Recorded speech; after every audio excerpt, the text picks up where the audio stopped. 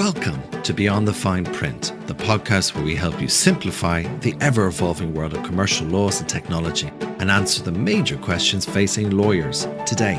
I'm your host, Rory O'Keefe, and in each episode, we'll be breaking through the jargon so you can stay ahead, keep it cool, and take control back. Now let's get started. Welcome to Beyond the Fine Print. All right, let's talk seriously about AI in the legal world. So in the UK, I read one report saying over 40% of lawyers are using AI tools right now. And that's up 11% from just last year. And get this, 4 out of 5 legal teams either have AI in play or are gearing up for it. And so for in-house counsel, it's not just about keeping up, it's about speeding up. Faster contract reviews, smarter compliance tracking, and yes, fewer late nights squinting at clause 7.2. For disputes and litigation, AI is proving to be a game changer, helping teams sift through mountains of case data, identify patterns, and even perhaps predicting outcomes as well.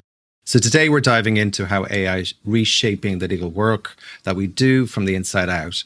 And you'll hear how to build trust in AI without needing a PhD in machine learning, tailor tech to lean teams without blowing the budget, and spot the difference between hype and helpful. Joining me are 2 incredible guests. First up, Henry Goodwin, early stage investor at Leo Capital, lawyer, ex-lawyer, I think as well, and fellow member of the AI Committee for the Society of Computers and Law. Henry's the kind of person who can explain neural networks without using a courtroom analogy and somehow make it sound common sense. Anyway, joining us from San Francisco is Ravi Tandon, co-founder and CEO of DecoverAI, which is a legal intelligence platform that's helping legal teams turn document overload into actual decisions. They even have their trademarked legal brain, which I think is amazing. If they can replace my brain and do 10 times better, but then I'm out of a job. But Ravi's building tools so they work in the real world. You know, that world where we're all with tight budgets, legacy systems, and inboxes that never sleep. So if you're an in-house lawyer, this episode is for you because, let's be honest, most of you aren't resisting AI out of stubbornness. You're just time poor, budget constrained, and often unsure where to start. You've got dozens of tools promising transformation and roadmaps written in disappearing ink. Henry and Ravi get that. So let's get into it. Welcome, Henry. Welcome, Ravi. Welcome to Beyond the Fine Print. Thanks, Rory. Great to be here. Thank you, Rory. Great to be here. Right, let's get started. Let's get straight into it. Start with adoption. What are the biggest challenges you've seen when legal teams try to implement AI? I'm happy to jump in on this one. Go ahead. If that makes sense. So I think it's been a fascinating journey the last few years in the industry where the question of adoption didn't really come up because people previously would think about just using whatever the IT team presented to them on a day-to-day basis as being the next tool to be using in their workflows. But with all the excitement around generative AI and the LLMs that have come through in recent years, that's now changed. So suddenly people are taking an interest in their own personal lives in some of these technologies and using them on a daily basis in most cases for various different things in their personal lives. And that has been a great boost, obviously, in terms of interest and engagement for law firms, but also poses challenges as well in terms of how far and how fast those organizations and in-house teams as well are able to move. So we're definitely entering a new era, and that sense of a theme of trusted implementation from client to law firm, individual lawyer around these new technologies is still a great challenge, I think, facing the industry. What about yourself, Ravi? What do you think? Yeah, I think the word that comes to my mind as well, like as echo Henry's sentiment, is trust. And essentially being able to kind of bring in a newer technology that still needs a lot of proof points from an adoption perspective is one of the primarily biggest challenges that a lot of the in-house teams that we've talked to are also kind of facing. And there's the flip side to the story of opportunities that open up. But trust is pretty much the most key decision point and leverage point that most of the teams are discussing in-house. And they see the opportunities, but then how do they make sure that what they bring in from an outsider's perspective and get into their workflows is well kind of trustworthy and being able to rely on it for their key strategic workflows. It is interesting because having been in-house and fractional now, whatever we call it, I do hear trust is the biggest one, the biggest challenge. I do hear people talking about cultural resistance. So, that change management, that shift, mindset shift. Others present procurement as a hurdle. So the process or just being able to ask the right questions in the right way and being live to those questions you might not necessarily know to ask. And then there was others that mentioned things like onboarding or transparency and the user experience itself, which I think it's kind of like a subset of where the trust element comes back into it. But looking at trust, right? So how do you build trust? Like with legal teams, with clients, when you're introducing AI into workflows, how do you build that trust in?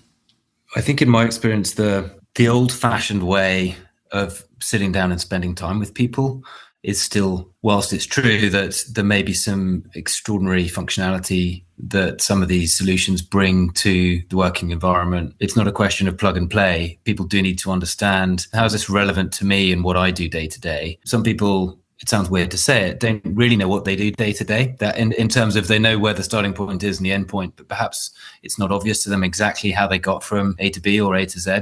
Some of those tasks are much more nuanced and requiring strategic thinking. Others are much more repetitive and very similar. And you could argue not really legal work at all, but more process work and project management. So I think there's a bit of a self-awareness question around what am I actually doing day to day. That's a good starting point to really think about that in some detail. And what's my team doing? What's the value to the business and or the client? And then how might a new way of doing things, including this tech-driven way of doing things, improve that for me, for the broader group? And that's where actually the time invested up front by both sides in understanding that piece is critical. And that has changed, I would argue, a little bit now because the solutions are that much more powerful that they're starting to blur the edges around software in the traditional sense and services or work on the other side. So it does require a more involved process of saying, okay, I need to understand this piece around myself and what I'm doing to see actually where the real value could come in from a technology such as this. And that's where the best new solution providers, obviously DecoverAI, we know very well as a company in the Leo Capital portfolio, but they are at great pains to really understand those use cases and those pain points. And I think that's absolutely critical. So that time invested up front, it's good old fashioned speaking to people in person or, like this over Teams in order to be able to build that rapport and really start to demonstrate where that value could come in terms of the day to day. But there's a good point there. What you're saying is around the knowledge or education or understanding is the word you use, but the understanding to me is also about the ability to trust. It means that you have to be able to explain it. So when technologist is talking to a lawyer, it's like as if they're talking two different languages because they attack the problem differently, or they attack the issue. It's not a problem, or the challenge. And when you get there, you say, well, from a lawyer's perspective, we want to understand that it will tick the boxes from security, data protection, client confidentiality, but also when we're trying to just automate a workflow, that there is a feedback loop. There's a human in the loop that in the design process, so that if something doesn't work the way we thought it would, and maybe we misheard it because we were explained to us in a different way than we heard it, then explainability is quite important. And we talked about this for many, many years around responsible AI, and then it became explainable AI. I'm sure somebody else has come up with a new AI. They're the elements where I think some of my in-house friends will talk about trust as being, well, I need to understand it. Really, they won't be able to understand the coding. They won't be able to understand the ins and outs of Gen AI. They won't understand the ins and outs of these tools, but they will need to understand a lot more than just plug and play for a piece of Microsoft Word, and then we're just going to just use it. And for a lot of you listeners out there, probably don't use every single element of Word. So before you delve into the AI space, you might want to look at all the tools you have already at your disposal that you might want to brush up on, me included, on Excel, the dreaded Excel for a lawyer. But Ravi, do you have any thoughts about how, because you're coming from a different perspective. So Henry and I would have kind of a legal mindset. I know Henry's gone to the dark side as well. So he's not the full-fledged lawyer as he used to be. Even darker. But Ravi, you've got an outside in into this crazy world of our legal profession. So how do you help clients understand and build the trust in the technology? Yeah, I think the way we kind of approach it is there are a few elements to kind of building out the trust piece when you're bringing in a very transformative technology in-house. So first, I think the element that we focus a lot on this is we kind of take a little bit more of a collaborative approach where we try to first focus on what is the process that today the teams are running with, right? And it could be, for in our case, it's a lot more on investigations. So they are generally trying to work into a case and trying to figure out what this case is about, what is the early case assessment of this case, right? So we take that as an example. And we first try to understand what their process is. So if their process is to get the documents in, to get it reviewed, and have the system kind of be able to explain how a certain review process was done, that's the first step into it. So even before we bring in any piece of technology, we first try to understand what is exactly the process that the team is running through with. So there's an element of process change management that we sit very carefully with. Then the second piece of it is what is the interface that the legal team wants, which gets into this explainable AI kind of concept, which is if you were giving the same task to a reviewer, how would they explain what were some of the decisions that were taken, right?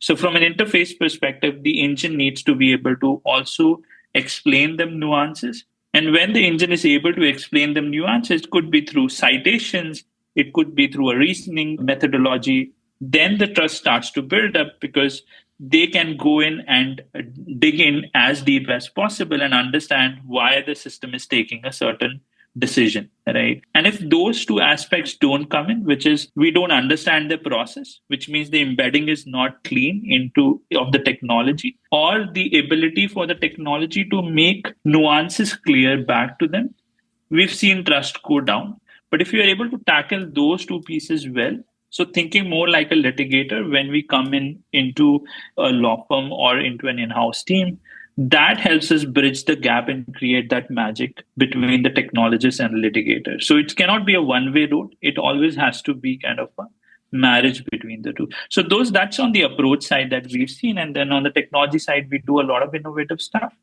But generally that gets abstracted away and the teams are then happy with being able to get those tool sets in their armory. That's great. Well, then let's talk about small teams, because we've got lots of listeners who come from the big companies, the big tools. Some of them are developing their tools themselves in-house. Some of them are in collaboration with some of the big tech players as well and others. But how can AI help a lean legal function compete with the bigger players?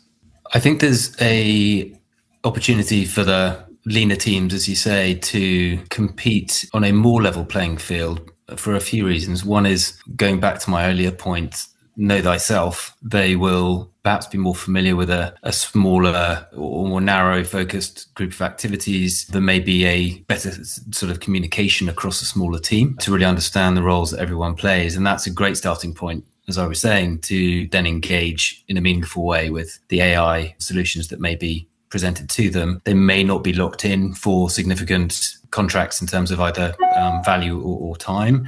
So a bit more of the ability to test and to move more quickly and more dynamically to these new solutions. And also, with perhaps smaller teams, a sense of there's something new here that helps us to leverage a smaller number of players through the use of these technologies, which allows us not only to rethink how we do things today, but plan for how we might be doing things tomorrow and all the implications that brings with it. So how might we see and learn from how others are adopting these solutions, how the solution providers themselves are working, because frequently, obviously, they're working with quite a large number of clients or pipeline customers all at once. So they get to see quite a nice little cross-section of the industry. How are you seeing this working most effectively? What are the ways of working? What are the tools you're using? Because arguably, those lean teams can then pivot more quickly to test out those different ways of working. So I think whilst it's true that fewer resources sometimes translates to smaller budgets, actually the ability to pivot and move more quickly and to sort of learn perhaps a bit more dynamically from the market and those solution providers might stand them in quite good stead if you can just have those sort of open conversations with the solution providers. And I think the final point on that is around the data piece and understanding what is our situation with respect to the organizational data in an in-house perspective, the client data, and our own playbooks in the law firm perspective as well. And where does that position us for this conversation right now on day one? What does the journey look like to really make the most of that as we go into the future? It's really, I think, across the piece, we're seeing teams really thinking very deeply now about their data, about the workflows that they're engaging in day to day, and really what are the component parts that can sensibly improve through the use of AI solutions. So I think the smaller teams who are thinking more strategically like that and have the self-awareness have certainly got no reason why they can't, make huge inroads as well. Yeah, I agree. I think I've heard from others that they talk about like prioritization, but prioritization in the context of the strategic goals of the company you're working for in a tactical deployment, rather than taking all the shiny dashboards that's thrown at you and say, oh yeah, I'll definitely need all of this. Like there was one person I spoke to and they were talking about, well, we've only got one M&A this year. So let's use all of this stuff that would be useful for an M&A, for data room, database reviews, etc. And it was a fantastic tool that they chose, but then they were locked into a very long-term contract for a possibility of using it only once. So I know we're going to talk about return on investment here, but just keeping that back for our listeners' minds is that's something else to consider. And Ravi, from your perspective, a lean legal function, you've seen many at this point, but what kind of things are you thinking of as helping to compete with bigger players? Is it similar to what Henry says, or are you seeing other things on top? Yeah, no, I do agree with Henry's points on being strategic as well as being able to use some of the data around like clients much better.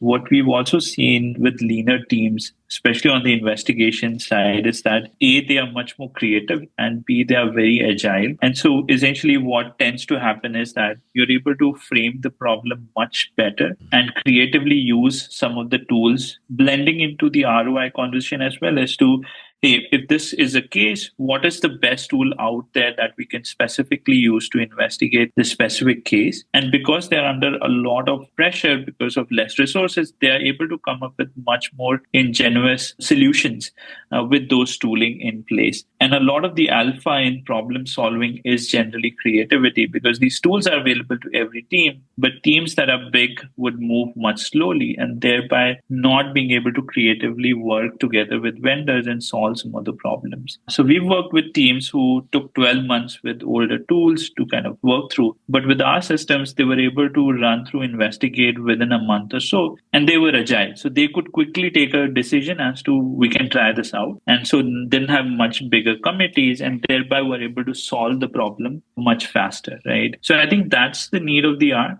Is a lot of creativity needs to be in, because we are all learning how to use these massive transformational shifts into our workflows, and creative, ingenuous teams are actually winning on the ground much more than the bigger teams, because it takes time. I really like that. I think one thing we don't, as a professional, maybe it's just myself, I always think that lawyers aren't the most creative souls.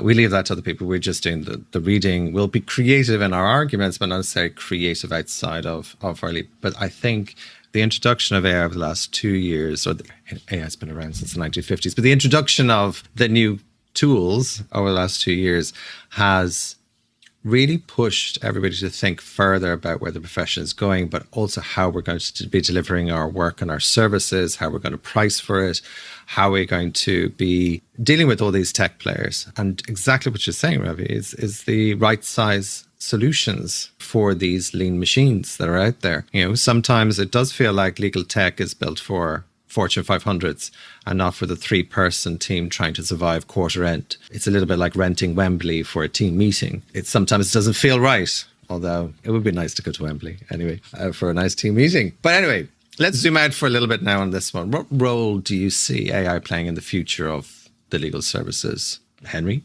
It's interesting because in spite of all the excitement around AI, at the end of the day, it's another level of sophistication around data tools. And that's all we're talking about here. It's just that suddenly it's been able to break down a lot of the barriers around which the legal profession has operated for decades and centuries. So the democratization of access to data and access to information has got to the point where people are starting to panic a little bit and say, hang on a minute, it was my client information or company information. It was my precedents and my know-how. It was my team and knowing how they worked and the tasks that they were good at doing has suddenly been replaced by a large question mark. Okay, well, this seems to be driving a coach and horses through all of those nice, comfortable barriers that we've successfully built up as a profession for an awfully long time. Even I was talking to a friend the other day about the use of archaic Latin terms, which lawyers rejoice in using from time to time. No, not all lawyers.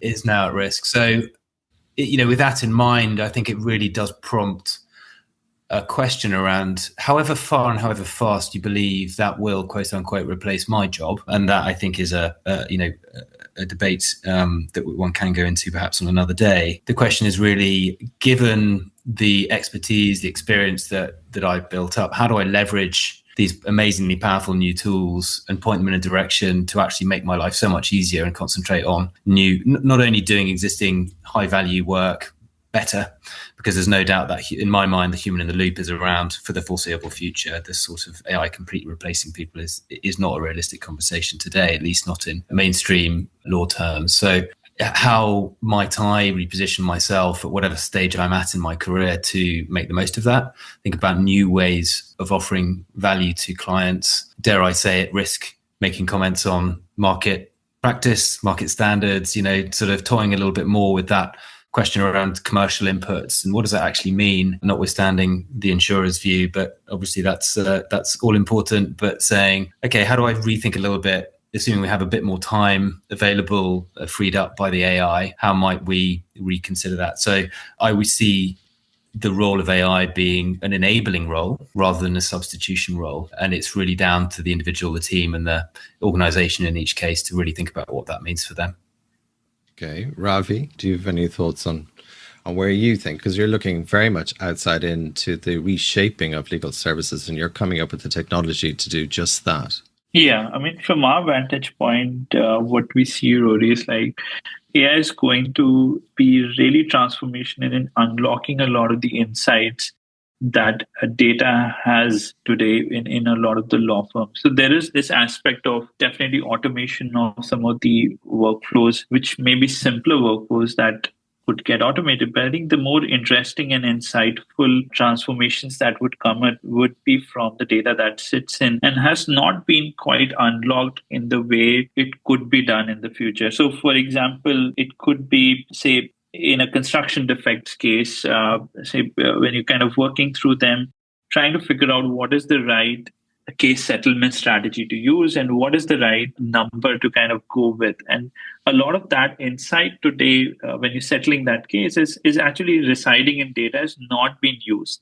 So we say data is like the new oil, but that oil is not being essentially used in running some of the transformation machines. And the reason is the engines are not there, right? So AI is like that engine that will unlock a lot of that insight. And then it's the artisans and the craftsmen and the litigators, which would basically be the most creative thinkers out in the future, who would be able to pick the right insights and use them, right? But these machines will start to give them insights. And then it's the human, the strategist, the storyteller that will pick correctly and use it, right?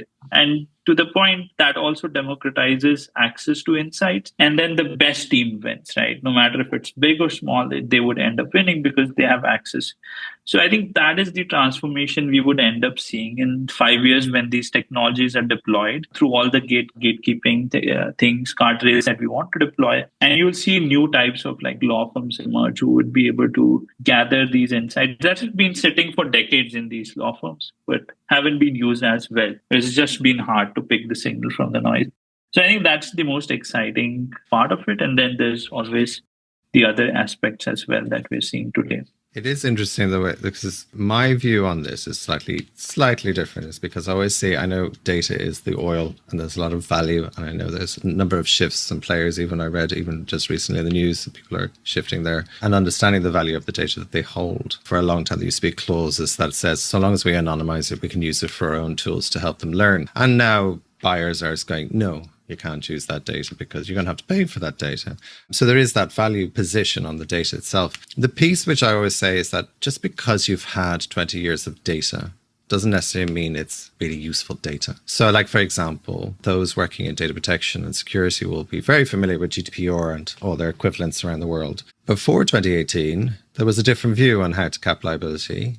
Then after 2018, there was a different view on how to cap liability. And the markets are keep on shifting around how to do it because it depends on who's had the latest breach, who's been hacked, who's not, who's had a ransomware attack or a denial of service attack. It could be anything. And that shifts the market. So I always try and remind people that your data is out of date as soon as it's uploaded. Your positions are out of date. It could be out of date by a millisecond, by the way, but it's out of date because the law itself is living. And it will always change.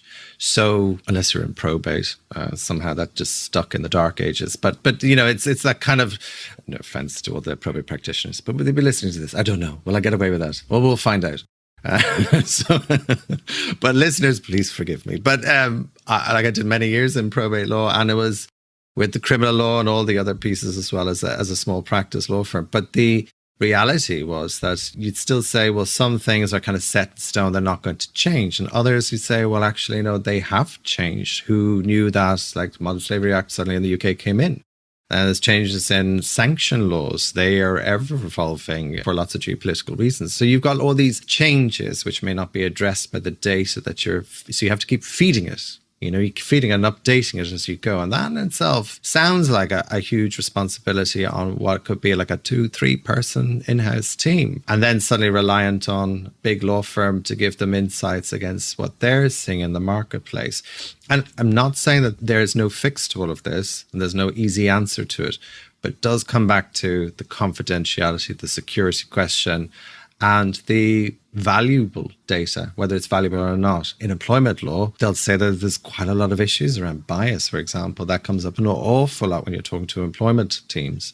So you've got all these kind of questions around the future legal services. Anyway, that's not for me to decide. And Ravi, it's for you to solve because you're the technologist who's going to come up with the answers for this, which I'll be then said, oh, you remember that podcast? Yeah, Roy was completely wrong. And Ravi can say yes. But it is interesting. I like maybe ask in a different way. Would you trust an algorithm to approve a contract?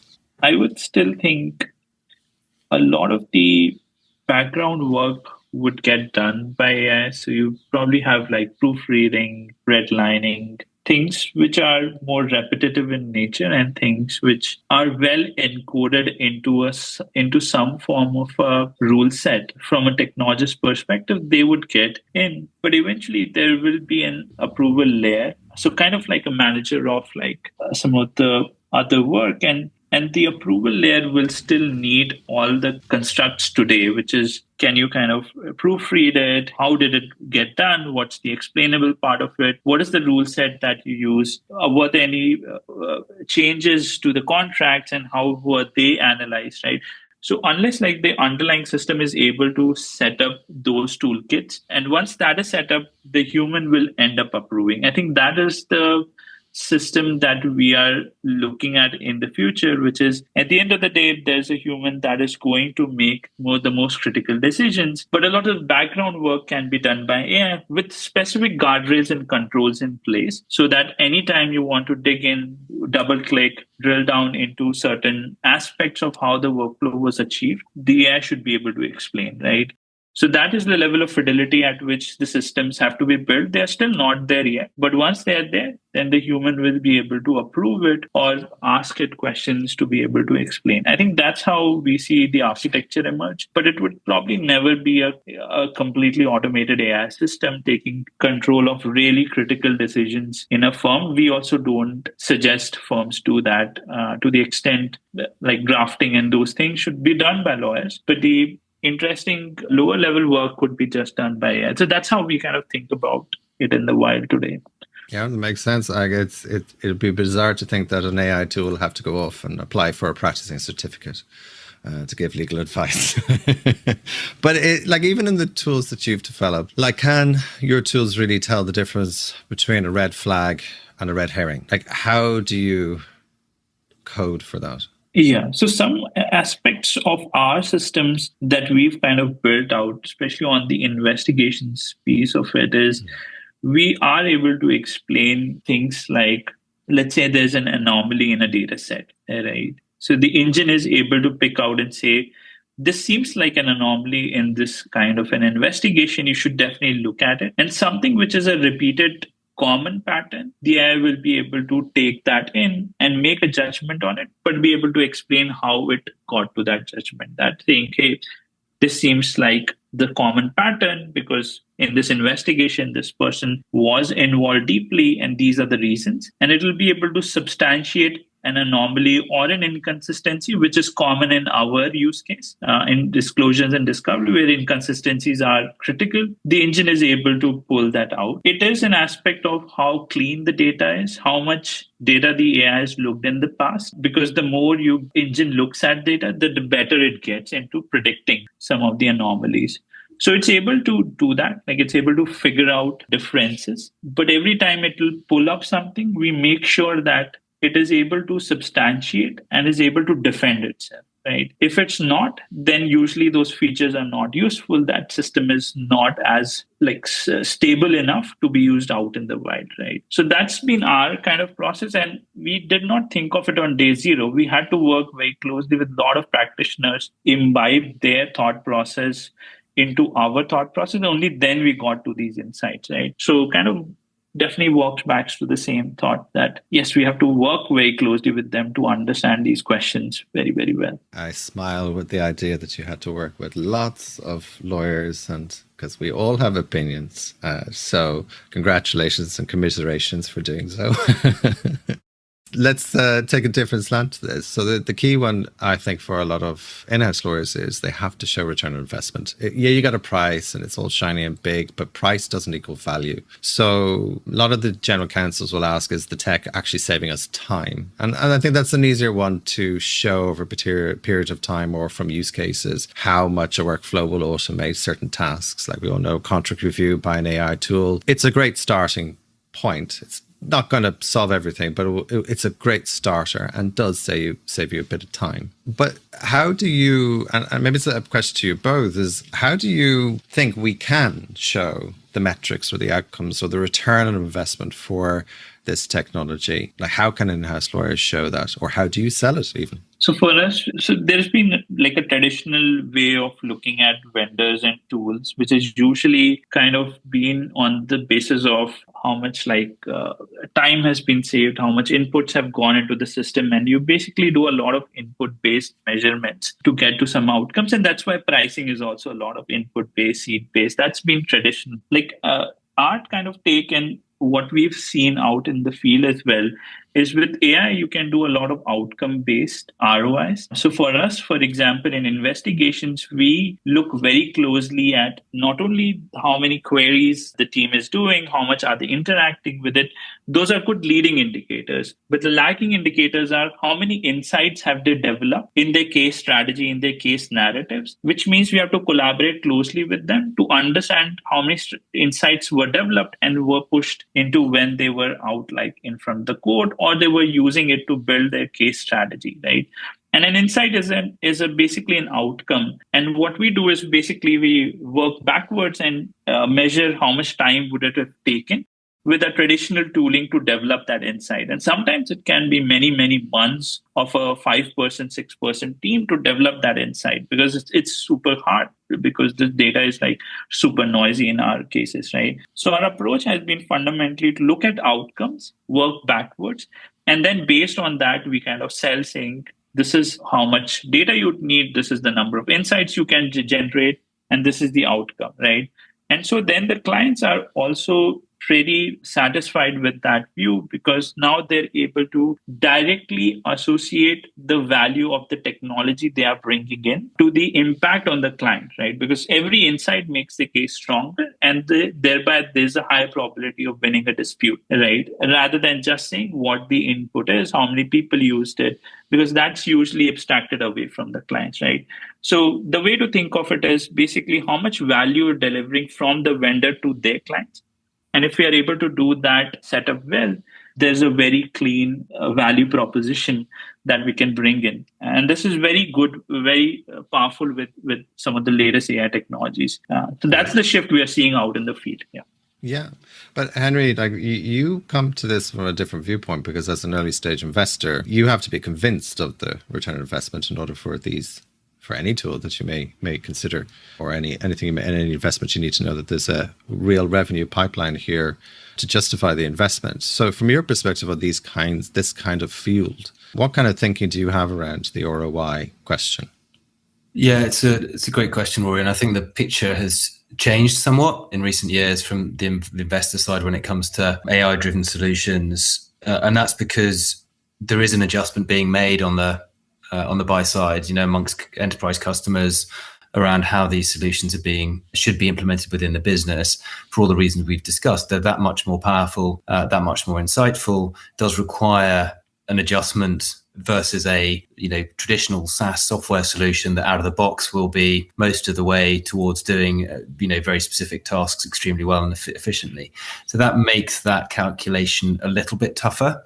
We've, I think, started to look slightly differently at the amount of time that's required to be invested in customization by the providers. Ravi Tandon and the team are super dedicated on that front. So that's a key factor. But once that effort has been made by both vendor and by the customer, then the long-term value is that much greater because it's fully embedded, or at least over time becomes fully embedded, in that organization. As they start to understand, how's this helping us save time, do things better, ensure the right person is doing the right task at any given point, then that data starts to build up, as Ravi was saying. Then you get that feedback, those lagging indicators, as he said, that help you to build that picture. So it's not a wham bam scenario. We're looking at how does essentially that element of customization of dedicated post-sale support translate into long-term value for that business. Now that is in some respects contrary to a traditional VC perspective, but over time those sort of customization services that a service provider will be diluted and reduced as a proportion of overall revenues in favor of the SaaS licensing, etc. So you're looking at that dynamic between heavy lifting on all sides to a much better, longer term, valuable outcome. Ravi often uses the term trust but verify. You got to get in there into the weeds a little bit and say, okay, this is a great solution. Coming back a little bit to that question around, will AI do A to Z of a contract review or whatever? We're not suggesting that it should be done that way. Clearly, there's a human factor there that's critical. So you've got to test those parameters and say, okay, well, what is that trade-off? How do we start to see this being really helpful to us, and be very critical and analytical about that? And that's transparency on that front, I think, is really important. Sometimes you can have highly enthusiastic champions inside a business who actually do more harm than good by over-promising about what this tool will be able to do. And I think that measured approach, a really open conversation around, you've got some extremely smart technologists here with a tool that is capable of doing a lot out of the box, but actually, that requires an investment of time to really build that momentum to really deliver value. So it's a different world, but one that's exciting because it's a bigger playing field. Much more of the activities of a given business can now be serviced this way. So it's really an interesting period that we're in right now. That's good. It's like, as you've kind of touched on, and I think both of you touched on the point, which is differentiating between the hype and the reality, or setting out first what you want rather than what you're told you need. Setting that out first, and then working with the technologist, work with the tech provider itself, just to see, can they deliver against those things? Not all the other bells and whistles and the flashing lights and the amazing dashboards. It's all colorful with emojis or with animations, whatever. But to be honest, is it aligned with the business strategy? Firstly. Secondly, is the CFO going to be happy or not? Because if it's going to take you 3 months or a year in order to build up that data to show the return on investment, are they on board with that? So you need to set people up and manage your key cycles internally very effectively, so nobody gets too overly excited, because I think a lot of people felt last year, especially the C-suite, saying we need AI. But what do you want? What do you mean by AI? And I love that question, because a lot of people think AI is just one thing. It's not. It's multiple things. Even I think Ravi could probably explain a long list, and we'll still be going. And we'll have to have 2 or 3 podcast series just to explain that long list of what qualifies as AI. But a lot of people think AI is just automation. So automation is not AI. But AI is on top of automation. So if you have to kind of dig into what people see, set their mindsets correctly. And then once you've got that, then you've made that distinction between hype and and not, or hype and helpful, perhaps is the better way of doing it. So guys, I honestly do appreciate your time for this. And I know the listeners will take a lot of different aspects for their own businesses and their own strategies and their business plans, or especially around AI. But like with all my guests, before I let you go, I want to end with two particular questions. So Ravi, can I start with you first? What's one thing about your work that people always get wrong? Yeah, I think for me, like as a founder, I think one of the things that I used to think this as well, it's just most about like, you think you're kind of leading a team, leading a company, and you think you can make hundreds of decisions and those are unconstrained. But the picture from the other side is super constrained. You have like lots of moving elements. You have a lot of stakeholders, from your clients to your investors, to your team members, to the market as well at large. And so the decision making is a multivariate kind of a system that you have to build. And it is super constrained. So that's been one thing that I used to get wrong. And I think a lot of people do get wrong when they think of like flashy like fundraisers, and they think of like flashy CEOs of companies, and you think that it's just like on a whim you take a decision, but it's usually not that. There are a lot of like constraints that you have to work through. And I think the best decisions, creative decisions, are taken under a ton of constraints. So that's one thing I think people completely get wrong. Well, I can. My picture of you is that you're a person who's still making all of those constrained decisions in your private jet, flying around the world to all these other investors onto the special private islands, as you're asked to make your next constrained decision. But anyway, joking aside, Henry, what's one thing that people get wrong about your work? Dare I say what you just said, Rory? That But every time we talk, you're never in the same country. I think it's the first time we've been in the UK at the same time. I don't know. Fly in on private jets. But yes, I think people do sometimes think that the investors' day job involves a lot of sitting there with a checkbook as a procession of entrepreneurs into the room and leave, skipping out the door. I wish it were that way, but sadly there isn't a bottomless pit of capital to deploy. We have to be very, very selective, which does mean that we do have to say no to almost everyone we speak to, many of whom we do believe, are fantastic entrepreneurs, and just the ability to take that first step and set up their own business takes a huge amount of courage, ambition, imagination, and resilience. So we always have huge respect for everyone we meet. But for those that do tick the box, then it's a phenomenal thing. And I guess flipping onto the more positive side of things, that's always incredible to meet people who are literally building the future, and seeing the team at Decover with Ravi, other teams in other sectors as well. Obviously, we're all, at least you and I, Rory, from that legal space, but sometimes I find it really interesting looking across other industries as well and learning about what's happening there. So that's one of the perks of the job, even if we do have to say no a lot. I see. Now I've got an image of you as being one of the dragons in Dragon's Dens. You'd be like Stephen Bartlett or Peter Jones or Sarah or something, or Deborah. You'd be one of those sitting there saying, no. Not this one. Next. I said, I'm not going to invest. So I have you there. I was going to say Lord Sugar, but I said, no. He's a nice guy. No. Henry's a nice guy. But for this last question, just for fun, what's one thing that's fun about your work, Ravi? Yeah, I think it's like the flip side of the constraint story, which is you do get like on the problem solving side, you do get a blank canvas to paint a story and to imagine the world in a new way. Bring in new insights from different fields, work with people who are running through some problems, and you're kind of able to see it across horizontal spectrum, and you can paint the picture in any colors that you want. And that is the best, most interesting and enthralling part of an entrepreneur's life, is they imagine the world 10 years from today and have to live in it today, but you pretty much know what's to happen. And you just have to create that, right? And I think that is like the most fun part of it. And you do get that blank canvas to paint on. Yeah.